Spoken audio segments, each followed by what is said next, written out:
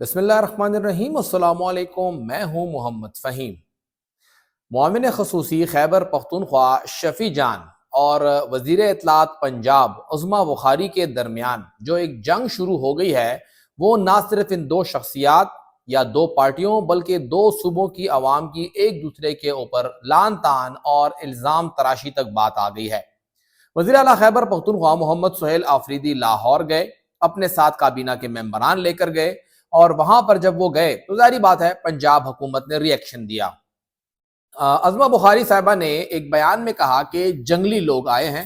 اس حوالے سے ان کی بات کے اوپر اس وقت تو کوئی موقف نہیں آیا، لیکن جب پشاور میں شفیع جان صاحب پشاور پریس کلب کی نو منتخب کابینہ کو مبارکباد دینے آئے تھے تو وہاں پر میڈیا سے بات کرتے ہوئے انہوں نے ایک بہت ہی سخت بیان دے دیا، اور وہ ایسا بیان تھا کہ وہ عظمیٰ بخاری یا مسلم لیگ نون نہیں بلکہ ان کی صنف کے اوپر ٹارگٹ کیا گیا تھا، اور وہاں سے یہ معاملہ بہت آگے چلا گیا۔ جو انہوں نے بات کی تھی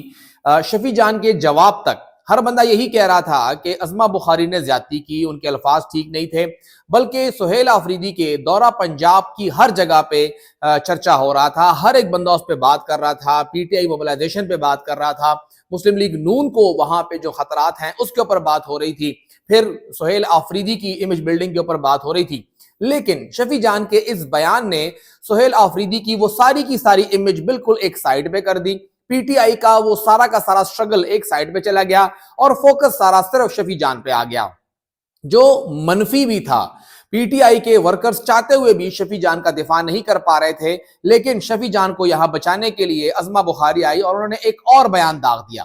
ان کے اس بیان کی وجہ سے شفیع جان کے ساتھ لوگ کھڑے ہو گئے کہ نہیں، اس نے بات ٹھیک کی ہے، اور پھر شفیع جان نے پھر ایک اور بیان دے دیا، اور وہ بھی ایک انتہائی تضحیک آمیز بیان تھا۔ یعنی تضحیک آمیز بیانات عظمیٰ بخاری، شفیع جان اس حد تک چلے گئے کہ جو پنجاب کے دورے سے پی ٹی آئی نے حاصل کرنا تھا وہ کہیں دور کونے میں جا کے دفن ہو گیا، غائب ہو گیا، اور وہاں پہ موبلائزیشن، میڈیا کیمپین، اس کے اوپر گفتگو کرنا جو پی ٹی آئی چاہتی تھی کہ جو پنجاب کے اندر انہیں گزشتہ 18-19 مہینے میں کوئی سپیس نہیں ملی ہے، تو کیوں نہ سہیل آفریدی کے آنے پہ ان کی سپیس بھی ملے، اور تو کم سے کم اگلے 10-15 دن تک کھینچا جائے، میڈیا پر ڈسکشن ہو، جن صحافیوں سے سہیل آفریدی مل کے آئے ہیں وہ وی لاگز کریں، ڈسکشن کریں، انہوں نے کیے بھی، لیکن وہ ایک دم سے غائب ہو گئے، اور ساری کی ساری فوکس، سارا کا سارا توجہ تھا وہ شفٹ ہو گیا شفیع جان اور عظمیٰ بخاری کی جانب۔ ایک بات تو یہ کہ ہر جگہ پہ پی ٹی آئی یہ بات کرتی ہے کہ جی شفیع جان نے اسی زبان میں بات کی جس میں عظمیٰ بخاری نے کی، تو پی ٹی آئی ہمیشہ سے یہ دعویٰ رکھتی ہے کہ مسلم لیگ نون اور پیپلز پارٹی اخلاقی طور پہ وہاں نہیں جہاں پر یہ ہیں، دعویٰ ہے، ظاہری بات ہے، اختلاف ہو سکتا ہے، لیکن اگر شفیع جان ان سے انہی کی طریقے سے بات کریں گے تو پھر شفیع جان اور عظمیٰ بخاری میں کوئی فرق نہیں رہا، پھر پی ٹی آئی کو یہ ماننا چاہیے کہ ان کا شفیع جان بھی عظمیٰ بخاری ہی ہے، کوئی بڑا فرق اس میں نہیں ہے۔ دوسری بات یہ ہے کہ پی ٹی آئی نے ہمیشہ ہمدردی کا ووٹ لیا ہے 9 مئی کے بعد، ہمارے ساتھ زیادتی ہوئی، ہماری خواتین کی بے عزتی ہوئی، گھروں میں گھسے، چادر اور چار دیواری کا تقدس پامال ہوا، خواتین کو رسوا کیا گیا، بہت کچھ۔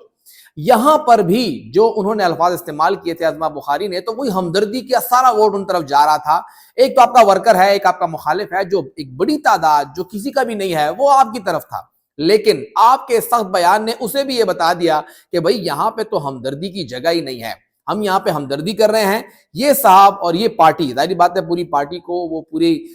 حکومت کو ریپرزینٹ کرتے ہیں، تو وہ وہاں پہ ان لوگوں کے دل میں پارٹی کے لیے اور حکومت کے لیے پھر نفرت کے بیج بوتے ہیں، یہ سخت بات کر رہے ہیں۔